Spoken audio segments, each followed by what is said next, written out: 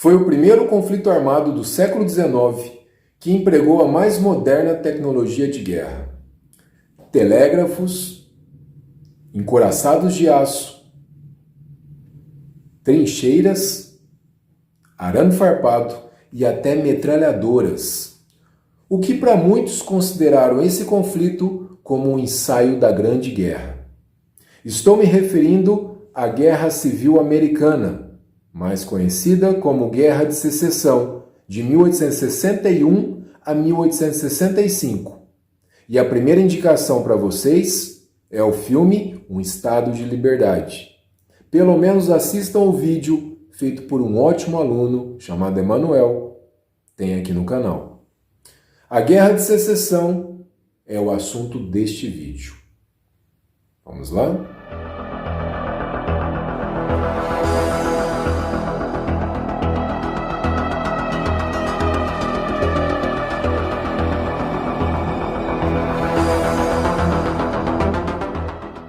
Esse vídeo é especialmente para vocês que já estudaram a Conquista do Oeste, porque naquele mesmo período, na década de 1850, as diferenças entre os estados do Norte e do Sul tornavam-se cada vez mais visíveis. O Norte, especialmente o Nordeste, era considerado o centro econômico dos Estados Unidos. Predominava a indústria, mão de obra assalariada, pequenas propriedades e vendia-se para o mercado interno. O Norte tinha sido colônia de povoamento. Já o Sul dos Estados Unidos predominava a grande propriedade, com monoculturas,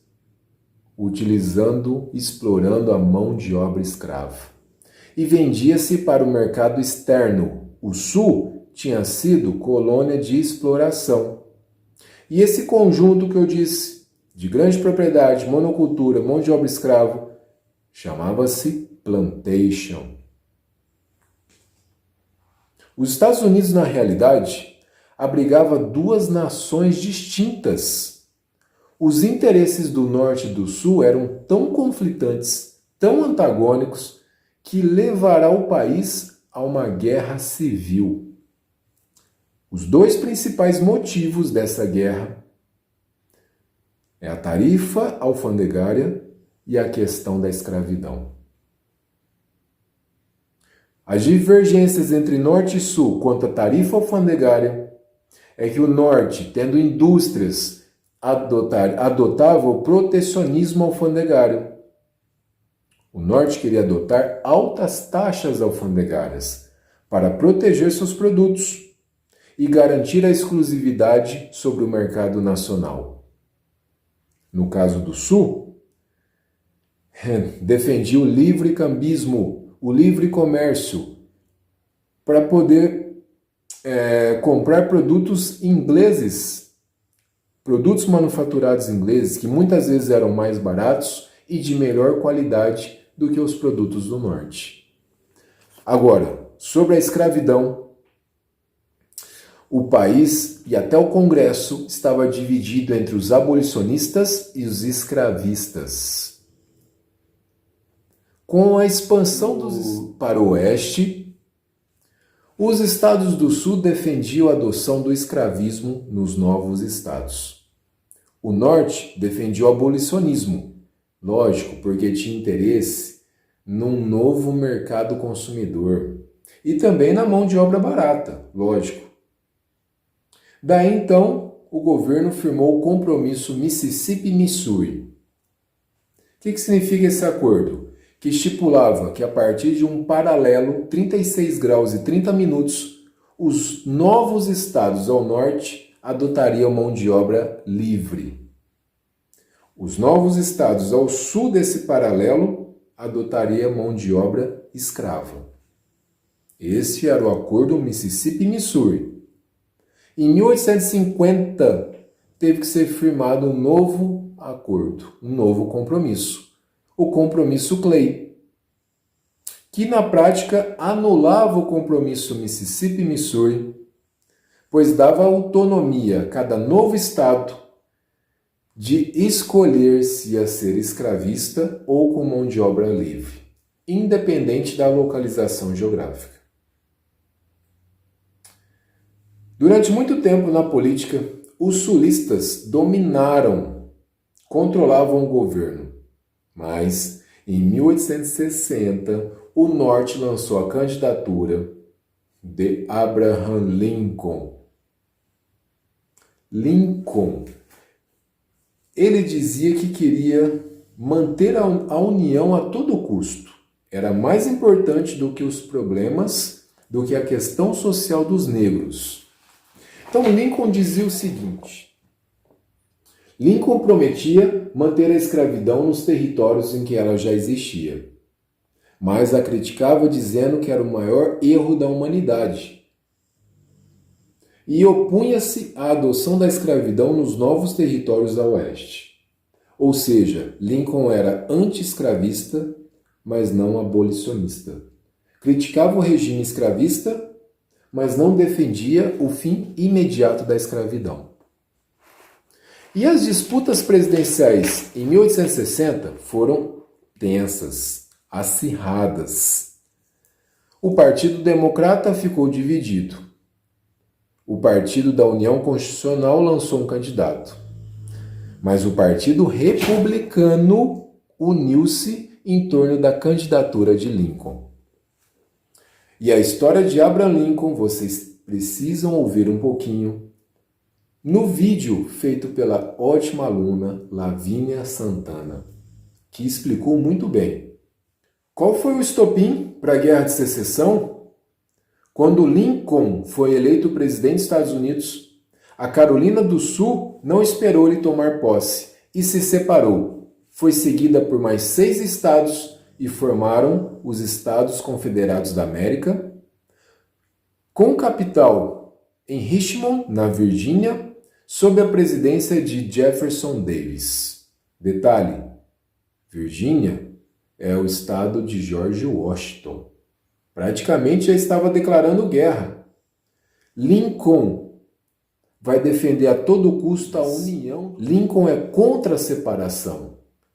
Esses Estados Confederados querem a secessão, separação. Daí o nome da Guerra de Separação. Ou melhor, Guerra de Secessão. A primeira batalha, o primeiro tiro aconteceu no Fort Sumter, na Carolina do Sul, porque o governo exigiu que o forte fosse abandonado.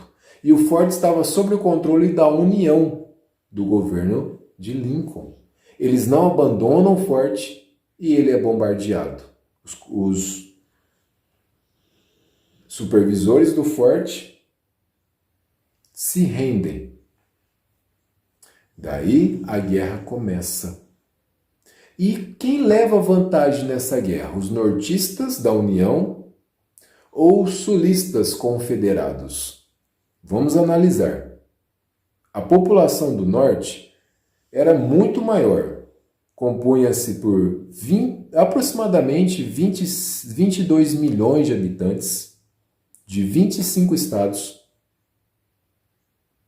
possibilitando um exército numericamente superior. Tinha um parque industrial forte, daí poderia produzir armamento pesado, munições, roupas militares. E o norte tinha marinha de guerra.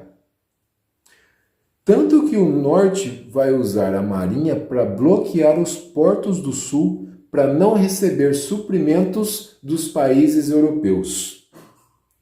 O norte ainda leva vantagem, porque tem mais ferrovias e utiliza o telégrafo para a comunicação. Já o sul tem uma população de quase 10 milhões de pessoas, só que tem 4 milhões de escravos. O sul tem poucas indústrias, o sul não tinha marinha, os sulistas tiveram que comprar barcos do exterior e montar às pressas. Daí ocorreu a primeira batalha de encouraçados da história. Foi na Guerra Civil Americana. Lincoln ainda levou mais vantagens nessa guerra. E ele proclamou em 1862 o Homestead Act, que é a base para a ocupação dos novos estados a oeste. Vocês precisam ver no vídeo da conquista do oeste. Então, Lincoln já teve apoio aí de pioneiros que iam para o oeste, dos novos estados. E Lincoln, em 1º de janeiro de 1863, promulgou a Lei de Emancipação dos Escravos. Puxa, Lincoln aboliu a escravidão, inclusive dos Estados Confederados. Com isso, muitos escravos fugiam do sul, iam para o norte e entravam no Exército do Norte, que foi composto então de milhares de afrodescendentes. Bom, por tudo isso, o norte levando vantagem. O sul tinha uma vantagem. Os melhores estrategistas militares estavam no Exército do Sul. E provavelmente o mais competente, mais brilhante comandante de toda a guerra era sulista. Foi o general Robert Lee. Mas, depois de várias derrotas, várias batalhas, o Sul se rendeu. Em 1865, o general Robert Lee pediu os termos de rendição. Os Estados Confederados foram incorporados novamente à União. Terminada a Guerra de Secessão, quais foram as consequências para os Estados Unidos? Primeira, o modelo industrial e capitalista do Norte prevaleceu em todo o país. Os estados do Norte assumiram o controle político do país. O escravismo foi abolido. Adotou-se as tarifas alfandegárias. Construiu-se uma ferrovia ligando o leste, Parque Industrial, até a Califórnia, por todo o país, intercontinental. Mas o saldo de mortos chegou a 600 mil ou mais. 360 mil eram nortistas, enquanto 250 mil eram sulistas. Após essa guerra, os Estados Unidos despontou como grande potência mundial. E o presidente vencedor, Abraham Lincoln, foi reeleito em 1865, mas nesse mesmo ano ele foi assassinado no Teatro Ford por um sulista chamado John Wilkes Booth, que vocês podem ver nesse vídeo o próprio Abraham Lincoln sendo assassinado. Próprio Abraham Lincoln.